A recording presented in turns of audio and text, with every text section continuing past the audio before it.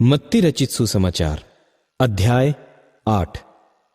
जब वह उस पहाड़ से उतरा तो एक बड़ी भीड़ उसके पीछे हो ली, और देखो, एक कोढ़ी ने पास आकर उसे प्रणाम किया और कहा कि हे प्रभु, यदि तू चाहे तो मुझे शुद्ध कर सकता है। यीशु ने हाथ बढ़ाकर उसे छुआ और कहा, मैं चाहता हूं, तू शुद्ध हो जा। और वह तुरंत कोढ़ से शुद्ध हो गया। यीशु ने उससे कहा, देख, किसी से न कहना, परंतु जाकर अपने आप को याजक को दिखला, और जो चढ़ावा मूसा ने ठहराया है उसे चढ़ा, ताकि उनके लिए गवाही हो। और जब वह कफरनहूम में आया तो एक सूबेदार ने उसके पास आकर उससे विनती की कि हे प्रभु, मेरा सेवक घर में झोले का मारा बहुत दुखी पड़ा है। उसने उससे कहा, मैं आकर उसे चंगा करूंगा। सूबेदार ने उत्तर दिया कि हे प्रभु, मैं इस योग्य नहीं कि तू मेरी छत के तले आए, पर केवल मुख से कह दे तो मेरा सेवक चंगा हो जाएगा, क्योंकि मैं भी पराधीन मनुष्य हूं और सिपाही मेरे हाथ में है। और जब एक से कहता हूं जा, तो वह जाता है, और दूसरे को कि आ, तो वह आता है, और अपने दास से कहता हूं कि यह कर, तो वह करता है।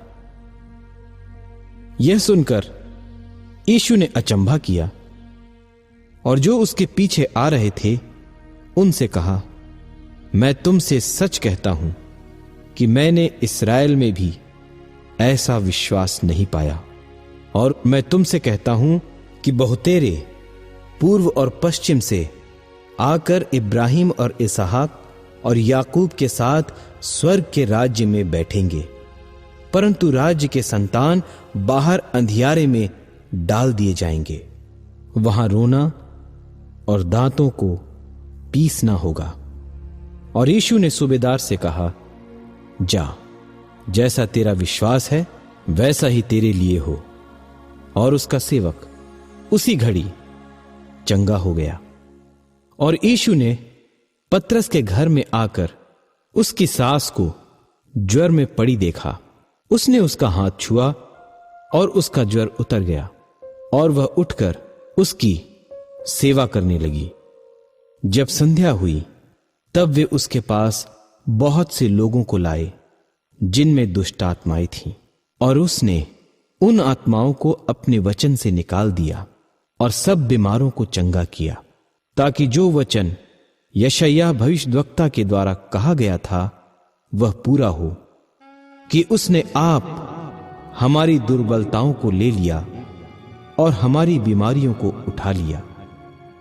यीशु ने अपनी चारों ओर एक बड़ी भीड़ देखकर उस पार जाने की आज्ञा दी, और एक शास्त्री ने पास आकर उससे कहा, हे गुरु, जहां कहीं तू जाएगा मैं तेरे पीछे पीछे हो लूंगा।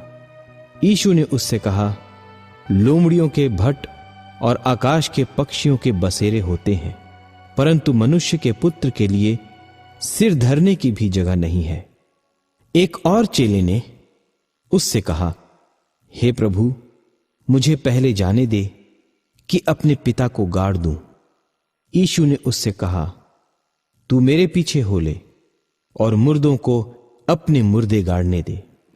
जब वह नाव पर चढ़ा तो उसके चेले उसके पीछे हो लिए, और देखो, झील में एक ऐसा बड़ा तूफान उठा कि नाव लहरों से ढपने लगी, और वह सो रहा था।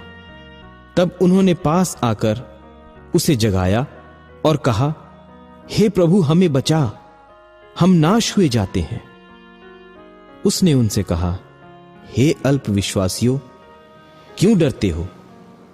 तब उसने उठकर आंधी और पानी को डांटा, और सब शांत हो गया। और लोग अचंभा करके कहने लगे कि यह कैसा मनुष्य है कि आंधी और पानी भी उसकी आज्ञा मानते हैं।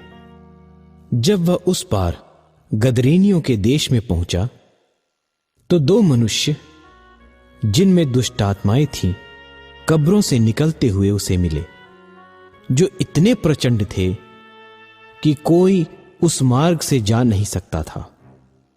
और देखो, उन्होंने चिल्लाकर कहा, हे परमेश्वर के पुत्र, हमारा तुझसे क्या काम? क्या तू समय से पहले हमें दुख देने यहां आया है? उनसे कुछ दूर बहुत से सूअरों का एक झुंड चर रहा था। दुष्ट आत्माओं ने उससे यह कहकर विनती की कि यदि तू हमें निकालता है तो सूअरों के झुंड में भेज दे। उसने उनसे कहा, जाओ। वे निकलकर सूअरों में पैठ गए और देखो, सारा झुंड कड़ाड़े पर से झपटकर पानी में जा पड़ा और डूब मरा। और चरवाहे भागे और नगर में जाकर ये सब बातें और जिनमें दुष्ट आत्माएं थीं उनका सारा हाल कह सुनाया। और देखो, सारे नगर के लोग यीशु से भेंट करने को निकल आए और उसे देखकर विनती की कि हमारे सिवानों से बाहर निकल जा।